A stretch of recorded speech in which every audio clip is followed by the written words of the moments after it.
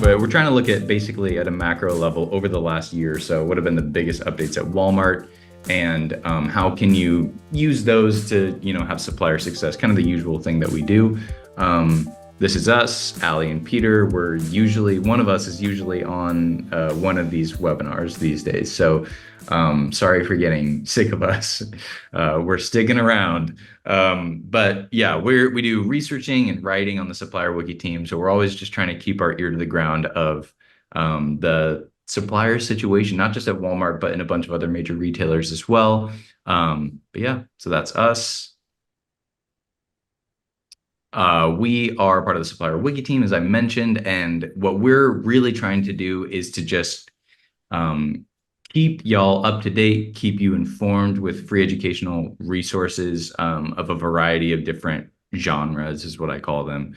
But basically, at whatever kind of level of depth, we want to be able to have something available for you guys, especially on the more pressing issues, I would say, or hot button issues, and also on the perennial issues, or whether it's deductions or compliance, something like that. We want to be able to support suppliers in whatever kind of capacity in terms of educational content. So as I always like to say, if you have anything that you would like for us to cover, you can put it in the Q&A or in the chat. What's something that you feel like is under researched in your team, or just kind of in the Walmart or supplier world generally? What's the thing that you would like us to cover? Are there specific questions you have or specific things that you'd like to get answered? And then we can kind of build our content out around that. But yeah, that's us. Today, as I mentioned before, we're going to be doing high level changes. So we're going to just basically do a review. If you've missed any of these, it would be pretty surprising because these are basically connected to essential supplier performance and just requirements. But it's still good to cover them to make sure that we're all on the same page. One thing I'd mention, I'd just call out during that section is if there's anything that you think should be included there, let us know. I think we've hit all the most important things over the last about calendar year or so. But then we're going to do a little bit more granular look at compliance updates, deductions and fees, and then apps and platforms. So those are kind of the three that we wanted to break it down into, and then we'll finish with the Q&A.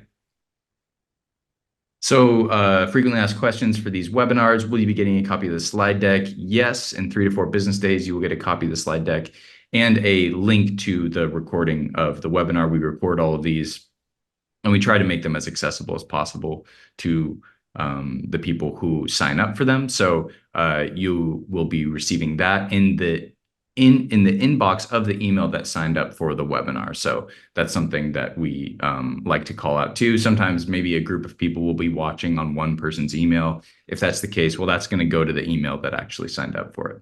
So look out for that in the next couple of days. And then we have 2 basic ways of communicating in the webinar. One is through the chat, which is the public channel. You can also make the chat not public. If you just want to talk to the hosts and panelists, you can select that in the drop down there. But that's a great place to share best practices or tips or any kind of insights that you have that you want to share with other people.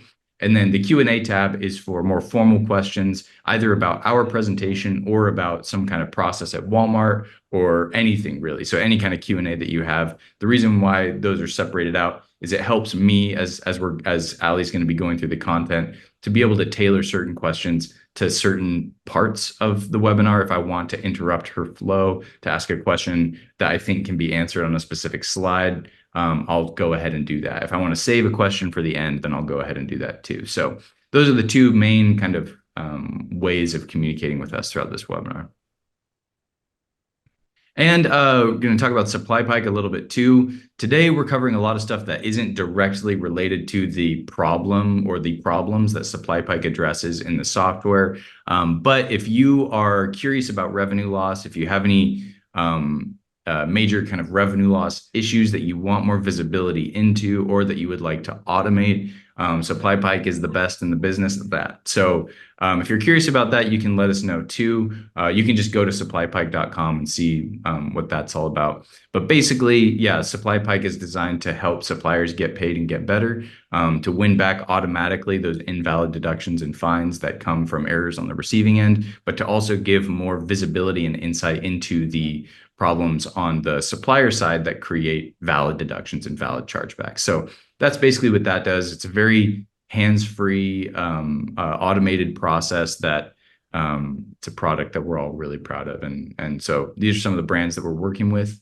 And as you'll see, there's quite a bit of variety in terms of size of supplier, and in terms of the categories. So it's a pretty universal product that can reach quite a wide variety of suppliers. So that's something that we really like on the supplier wiki side, because working with our partners, we get to hear from a wide variety of people. Maybe there's some problems that are more pertinent in this category as opposed to this one, or with this size of a company, it's just an enterprise issue, or it's just a SMB issue. So anyways, that's SupplyPike. If you're curious about that, you can go to supplypike.com, or you can just message us or put something in the Q&A or the chat, and we can get you set up with talking to someone about that. But I think that's it for me. Take it away, Allie. Awesome. Thank you, Peter. And thank you, everybody, for joining. Let's get into the review of the high-level changes that have happened at Walmart in the calendar year 2024. All right, this is essentially the roadmap that we're going to follow today of what we're covering. So I'll do the high-level callouts here, and then as we're going through this, we'll have a couple slides on each of those to unpack what's actually happened with some of these changes, and if there's more questions on a particular section, we can spend more time there.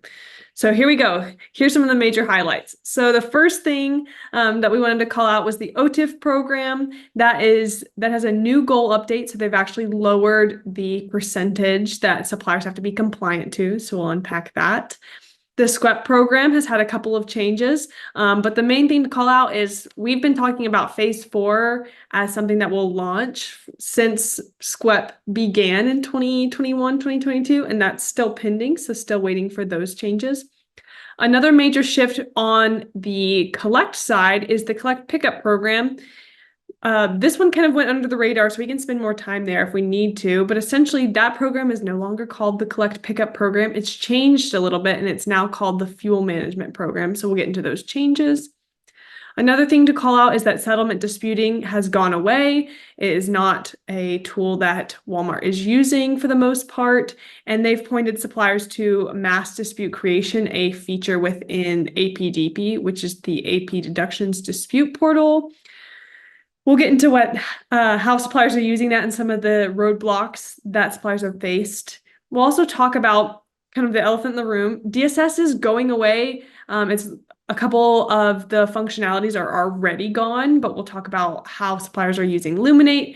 And then, of course, Supplier One and how that is functioning today and what the future of that looks like. All right, so some of the main changes we're going to focus on today, and we're kind of tying these in a ribbon with the trends that we're seeing, is a push towards omni-channel and updated platforms. That's going to be a theme that you'll see through today's conversation, namely when we're talking about Luminate. So Luminate is the replacement of DSS, and then Supplier One has replaced Item 360 as the item management and setup tool. And we'll see how we're watching Supplier One unfold and what it may continue to update or change in the future. We're also seeing Walmart easing up on compliance programs or providing a little bit more clarity, so that's some good news there. There is an increase in travel costs with collect pickup programs switching to the fuel management program, and then new platforms. So that's going to be a learning curve for suppliers to adapt, kind of pointing back to Luminate and Supplier One, and then thinking about how Walmart is tackling having data and having access, not just at the store level like DSS had before, but on that broader scale, having data that is specific to e-com, to pickup, to the other channels that have emerged in the last couple of years as well. All right, well, let's start with getting into compliance updates. Okay, so we're giving you a timeline to zoom out a little bit to think about how these programs have began, changed, evolved in the last couple of years. We know that we have some newer suppliers who have been here during COVID or have just started recently. But to zoom out, Walmart hasn't always had the compliance programs that they rely on today. If you look back to 2017, this is actually when OTIF launched, and we've seen features launch outside of that. So having the OTIF dashboard or scorecard is what it's called in Retail Link. Being able to dispute those is even a new feature that's come out in the past couple of years, and doing so in high radius versus doing it with your buyer. So there's been a lot of changes.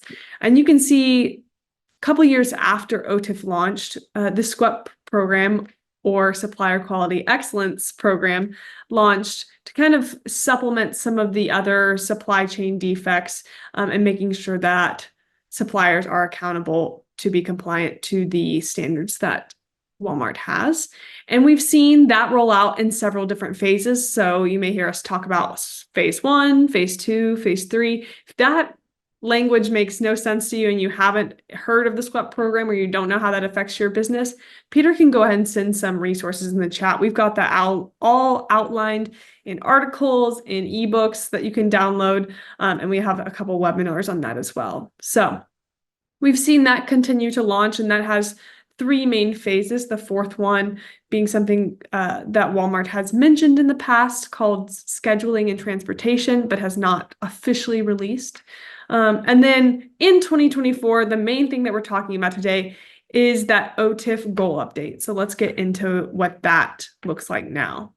So this happened February 1st, 2004, and Walmart relaxed their OTIF goals. So there were certain goal amounts, with the highest being at 98%. And they've actually lowered that depending on if it's on time or in full. So we'll get into what those look like. Another piece of that with that rolled out, which kind of went under the radar because relaxing that goal percentage is kind of the headline of this, is OTIF used to be charged monthly, but now it's released quarterly, which I believe is in line with how SQEP is charged too. So those both moved to quarterly charges. All right, so here are the old OTIF goals. As you can see, across the board, it was 98% for prepaid on time, for collect ready, and for in full. So pretty stringent, high. It really only left 2% of wiggle room for suppliers to be non-compliant. So to have any issues with delivering to DCs on time, having POs route confirmed on time, making sure that POs were ready for carrier pickup, and that orders were filled to the exact quantity and that they were the right product ordered. So that has actually been lowered. And what that looks like is for prepaid on time, it's actually at 90%. And for collect ready, it has stayed at 98%. So calling that out as well. And that's for on-time goals. And then for in full goals, it's actually 95. So it's gone down about 3% there. And want to call out too that if, let's just use in full, for instance, if 95% of your POs are filled to the exact quantity order, you won't receive an OTIF fine. However, if you are outside of that, if you're outside of that 95%, you're going to get a 3% cost of goods sold charge for that particular PO. So it really does add up. The suppliers we've talked to are excited for this relaxation of the goal. However, acknowledging that this goal is still at a 95%, it's still in the higher range.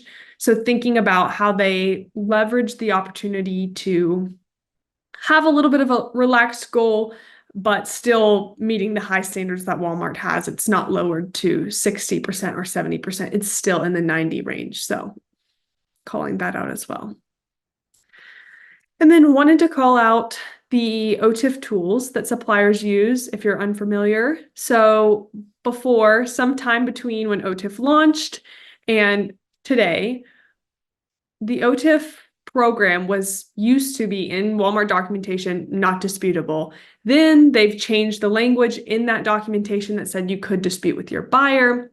And now the preferred way that Walmart has documented suppliers dispute is through HighRadius, and that is separate from Retail Link. And you actually go into a third-party portal that is similar to how you would log into Retail Link and go and view any of those chargebacks, and you can dispute those in there. I won't go too deep into how you do that or what's the best way to dispute in HighRadius. But we have documentation on that. We have webinars on that. So Peter can also send those in the chat. I'll make him work some more on the back end. And then the other thing I wanted to mention in terms of OTIF tools is within Retail Link, there is an OTIF scorecard, and that actually gives suppliers visibility into their OTIF data. You can see if you are tracking to that 98 or 95 or 90%, depending on what metric you're looking at. So you can see what you're compliant in. One call out to make is even if you're disputing a quarterly charge that comes through in HighRadius, it's not going to be reversed on your scorecard. So you'll want to be keeping that in mind if you are disputing on that quarterly basis and going back and viewing for two factors. So no change that you reverse on HighRadius before it's invoiced will be reflected in the OTIF scorecard. So if you're using that for reporting, you want to take that into account if you're, tabulating what is actually that you've won back. That won't be within those metrics. The other piece of the OTIF scorecard is that it is rolling 13-week data. So if you are disputing on a quarterly basis, that might not always capture everything that you're looking for within that OTIF scorecard. So it's really important to have an external or have downloaded some of that data or have something else to rely on to get some of the proof documentation because of that quarterly basis of data that the OTIF scorecard is holding. Okay, so here are some of the takeaways that suppliers have talked about. Asking if 98% is unrealistic, and if lowering those goals even further would make more sense. Again, this is something that Walmart is the largest retailer in North America. They have high standards, and lowering this is actually just is good news, taking what you can get with those high standards.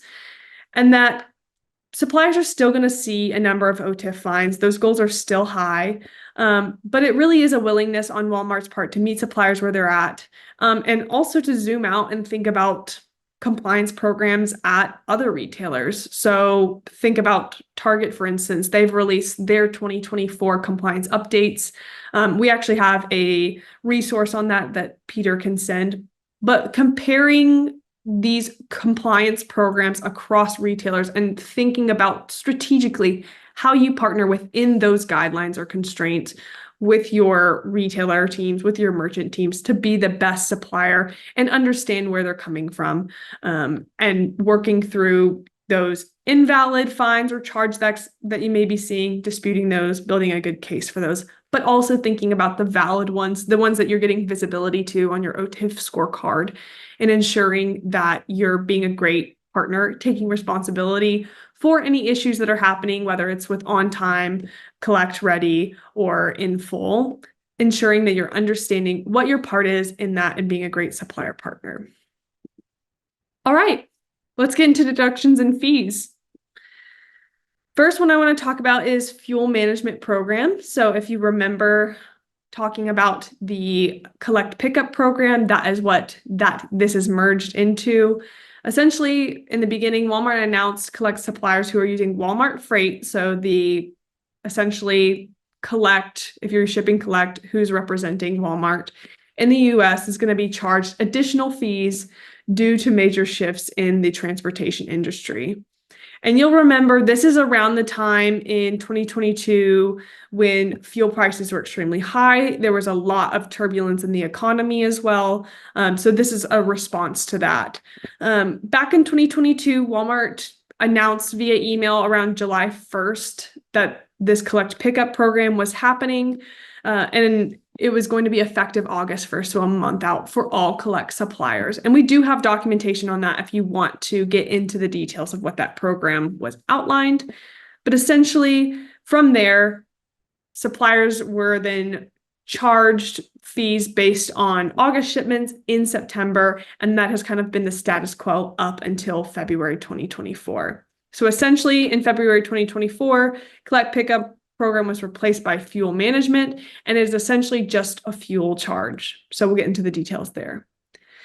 With collect pickup, you can actually go in and view what those were. There was essentially the freight charge, which is based on a number of factors, and they were using breakthrough fuel, a third party to calculate that based on miles and how much product you actually had on the on the truck, as well as the fuel cost and then a surcharge for just using the collect freight program.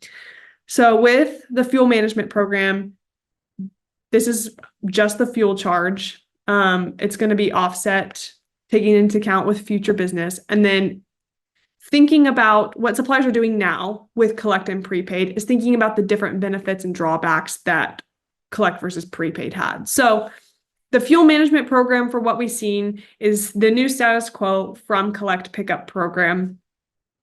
Essentially, what suppliers can take away is thinking about what is the true cost of collect versus prepaid. One may be better for your business. Both have great options, both have benefits, both have drawbacks, and really thinking about it at each retailer and your particular needs. So if other retailers don't have programs like the fuel management program, that's a element to consider when choosing collect versus prepaid based on some of the other options that you had. But just taking that into consideration, that's going to be a built-in cost when you're shipping collect with Walmart moving forward. So we don't see this program going anywhere, even though it has shifted from the collect pickup program to fuel management program. All right, now we're going to get into talking about the AP deduction space. So there's been a lot of changes since the beginning of 2023 with settlement disputing in particular. So that has gone away. That used to be an option for suppliers. Essentially, what suppliers could do was, and typically it was a larger supplier. So think of, some of those legacy suppliers that are category leaders had the option to bulk their different AP charges, their AP deductions, and submit them and say, hey, we think about 60% of these are valid and 40% are invalid. And that was an agreement that they could do with the Walmart teams that handle AP deductions, and that's now gone away. So settlement disputing is not something that Walmart is regularly using. They're moving away from that. And they have essentially in their communication pointed to a feature that they've built out in APDP as a solution for shortage disputing in particular. And they're referring to it as mass dispute creation, or MDC, and that's in APDP. So if you're unfamiliar with APDP, that's in Retail Link. It's the dispute portal that you would use to dispute most of the AP deduction codes at Walmart. There's about 70 of those. But there are some drawbacks to using mass dispute creation. So you can bulk, I believe they've changed it since they've rolled it out. I think it's up to about 500 claims that you can do in one mass dispute creation. The problem with this is that proof documentation can't be added. So essentially, you're just selecting the particular claims that you'd like to dispute. You can't attach proof documentation, and then you submit them for review and wait for results to come back and see what sticks, essentially. What we've seen with suppliers is essentially it's still a manual process, and because you can't attach any proof documentation to any claims in mass dispute creation, there's less opportunity for those disputes to come back as approved because there's just nothing to point to. So let's look at the timeline. For September 2021, this is when APDP was launched. For October 22, this is when settlement disputing was ended. So there was about 6 months of transition, and we have seen for some suppliers that has extended depending on the backlog of disputes that Walmart was trying to move through. So you may have heard other suppliers in the community and their businesses talk about, well, we had, settlement disputing past this time. We've heard that too. It really just depended on Walmart trying to clear out some of their backlog. So I haven't heard in the last couple of months any suppliers getting an opportunity to do a settlement again. So I believe that it's moved to most of those one-time settlements have moved away. But essentially last year in May, all suppliers moved to that individual manual disputing, and then for any of the bulk disputing that suppliers wanted to do, they could do that in the mass dispute creation feature in APDP. And again, wanting to call out, mass dispute creation is not a like-for-like replacement for settlement disputing. It's much more like individual disputing, and I believe some of the data that we have seen is about 19% of disputes are actually won back from the mass dispute creation tool, which isn't the best odds, but again, depends on your business. If you have a huge backlog, it's worth looking into to see if that's something you want to do, but thinking about going back and with a fine-tooth comb and seeing some of those disputes that you could dispute at an individual level and attach proof documentation if you have that to increase your recovery rate. All right, now let's get into apps and platforms. There's a lot of changes on this side, so excited to get into this. The first one we'll start with is Supplier One. So this is a secondary platform. It does have overlap with Retail Link, but essentially, just to cover the differences that we have between the two platforms, is Retail Link is Walmart's current supplier platform, and Supplier One does have similar functionality. So my suggestion, if you have dual monitors, pull up Retail Link, pull up Supplier One, and see the differences and similarities that are in between these two platforms. But you log into Supplier One the same way that you would log into Retail Link. So it should be the same password and username that you're using, same email. Retail Link is going to be much more robust. It's got a lot more information in it. Supplier One really feels like a quick dashboard that has a couple different areas of tools or expertise, but it's not as extensive as what Retail Link has. The one thing we're going to focus on today is the main change that has been tied to Supplier One since it's been launched, is that Retail Link will no longer have Item 360. So if you do any item setup or item maintenance or content work, so when I'm talking about content, I'm talking about your digital images or any of the descriptions that are on your Walmart.com or on the Walmart app. That is going to be in Supplier One now. So that's going to be your item management tool for the most part. There are some other features, and we'll get into those as we go through the slides. So like I said, this is how you get to Supplier One. It's Supplier One, one word, .walmart.com, and it's the regular MFA login for Retail Link. So pretty easy. I'm glad they've made that part easy. And then in terms of who has access, there were some suppliers who have had early adopter access to help the Walmart teams test and understand how suppliers are moving through the application. But most, if not all, suppliers should have access to that. So if you haven't had access or you are unfamiliar, talk to your site admin and see what makes sense for your business and for your role. Question for the chat.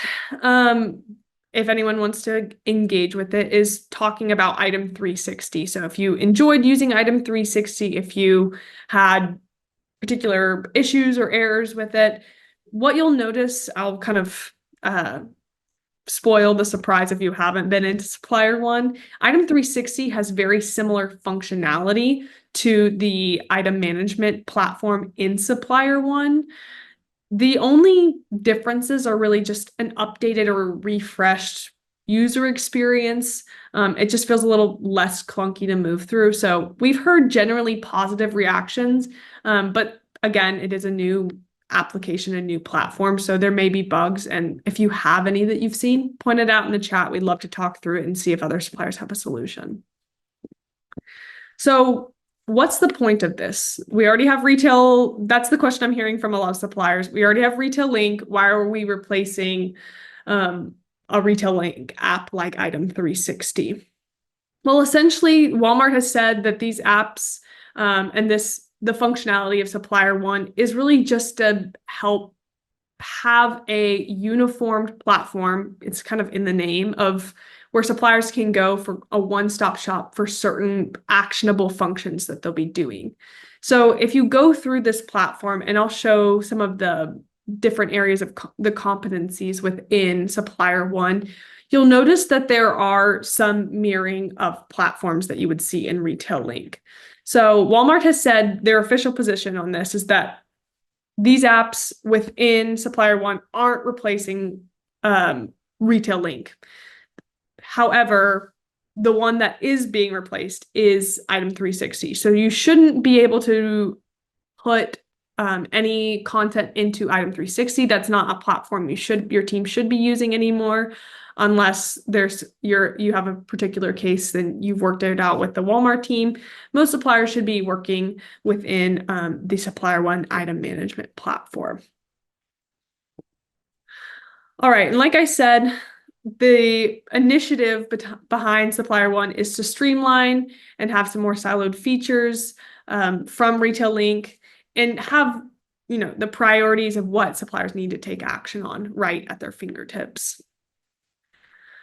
Okay, so I mentioned some of the mirroring that is in Supplier One, and this is the high-level view of what's available. We've noticed as the months go on, and the suppliers we're talking to, the platform is continuing to change. So my recommendation is to, if you're not in this every day, put a reminder on your calendar to just go look at this and see if there's any updated features. And you can also see some of the documentation that Walmart has where they list all the different changes of this platform, which I'll show in a couple slides. But the one that is the most built out, is the most comprehensive, is items and inventory. It is a replacement for Item 360 functionality, and that's what suppliers should be using for any item maintenance or setup. There is an order management tab within Supplier One.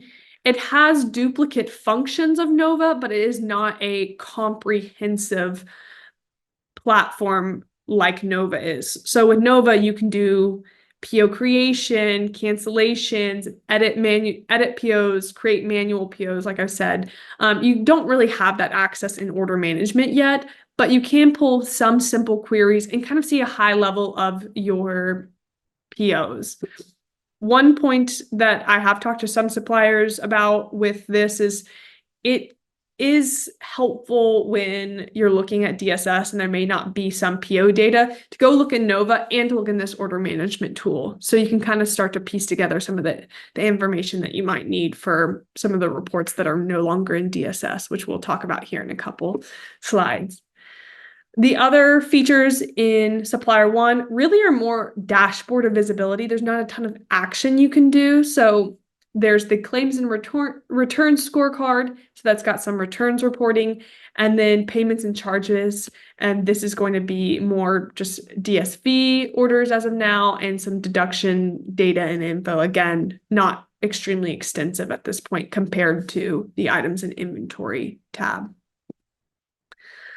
All right, so I've already kind of mentioned this, so I'll breeze past it, but essentially Supplier One is something that your team should be using. It looks like it's going to be kind of a touch point, a great place to take action as a supplier. There's even more functionalities than the ones I've mentioned. So just checking in on this and seeing if it has helpful tools for your team. And it's free. Um, I'll recap this here as well. At this time is the language that Walmart has said for future integration. So applications like APDP or Nova have been spoken to from Walmart's perspective that they're unlikely to transition all of those applications over to Supplier One. So we'll continue monitoring this. And if there's news, be sure to check Supplier Wiki. We'll aggregate and summarize the information on Supplier One and the changes if we hear anything or see anything. And like I said, this is essentially how Walmart is outlining this. You can see this if you go into Supplier One. You can also find this in some of their help documentation. So I would highly recommend going and looking at the help docs for Supplier One. All right, let's transition over to talking about a different platform, the replacement for DSS, Luminate. So this has been a huge conversation in the Walmart supplier world. Walmart announced that DSS was going to be discontinued, it was going to be sunset, and that DSS was going to be replaced with Luminate, and that suppliers had two options. So suppliers could use the Luminate Basic. It's essentially the free version, and it is the replacement for DSS, or you can elevate some of the access to reporting and information with Luminate Charter, which is the paid version. So again, another question for the chat if you want to engage, but if your team has started using Luminate, share with us what you think, share with the chat. We want to hear how people are liking it, what they have found helpful, something that they have struggled with. As we collect this feedback, we want to build out more resources to help suppliers with adapting to Luminate. So this has been a point of contention for a lot of suppliers, the DSS timeline. So the original sunset date that Walmart mentioned was March 1st, 2024. However, it seemed that a lot of suppliers were frustrated with this, not having enough time to onboard onto Luminate. So Walmart has kind of walked that back in some of the announcements that they've made. Essentially now what we're seeing in Q2 and now rolling into Q3 is reports are just slowly being discontinued on DSS until there's not any more access to these reports. So you can even go into Retail Link and see in the announcements channel, the most recent announcement that they've made about Luminate is that there are more DSS reports that are going to no longer be available to external DSS users in the US. So Peter can send that link in the chat. You can review some of those reports that are going to be no longer available.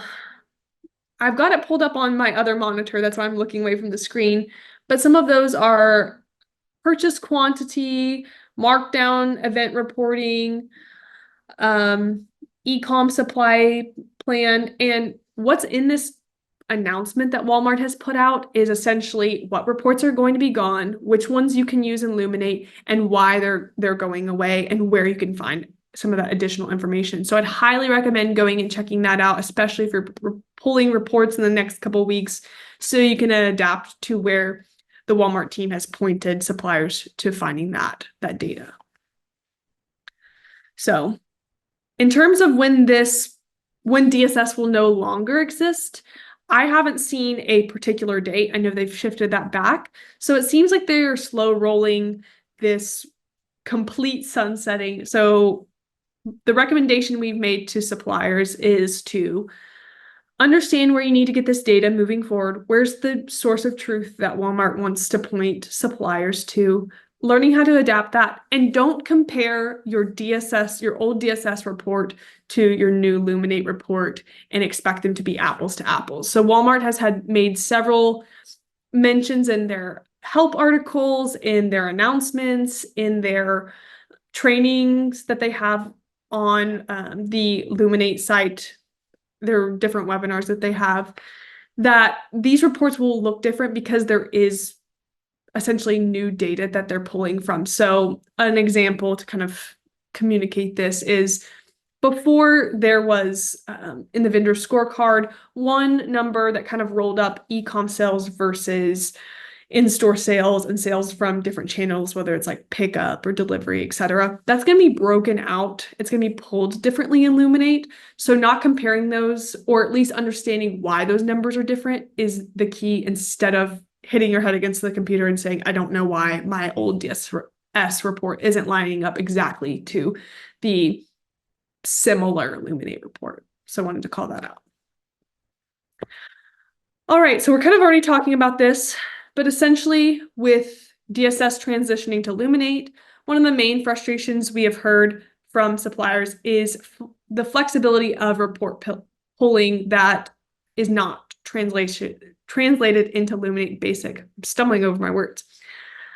So essentially, with this adjustment, again, not comparing reports, but understanding what you need to pull from Luminate, getting used to that platform and how it is very different from the experience of DSS, as well as if there's not data available in Luminate, where you can pull that. So some of the ones I've already mentioned are Supplier One, Nova, and pulling from any other resources that you may have. Maybe it's a scorecard, just adjusting to that and learning how to use the new platforms that Walmart's rolling out, instead of relying or continuing to use the older platforms to the point where you haven't practiced using or learning how to use Luminate Basic or Luminate Charter, whichever one your company is using. So what's really exciting is what is to be gained in using Luminate. So essentially, I already mentioned this, but there's much more data that's parsed out between omnichannel and .com than what was available in DSS. There's also a lot of voice of customer data and shopper insights that is in Luminate Charter that's worth looking into. We have a lot of resources on Luminate Charter versus Basic, so you can go check those out if you haven't looked at that, or you can go look at the Luminate website to understand what is available within Charter versus Basic. Okay, well, I have reached the end of my slides, so we can get into some questions if we have any. We do not have any questions, so I think we can move on with our other slides. You guys got a healthy dose of Supplier Wiki resources in the chat today, so take it all with a pinch of salt. But yeah, this is some of the stuff that we have in other retailers, or that we've expanded to there. So if you have any friends on other teams and other retailers that you'd like to kind of share the content with, that could be helpful to them. But yeah, here's our email. So if you can't think of any questions right now, but you think you might have some in the future about these updates, or about the new one that was it came out today about the 7.15 updates in DSS, you could take our emails down now, or you could just email marketing@supplypike.com too, and we'll be able to see it that way as well. But yeah, I think that's it for us. Thank you all for joining us. Thank you, Allie, for running through that content, and we'll see you next time.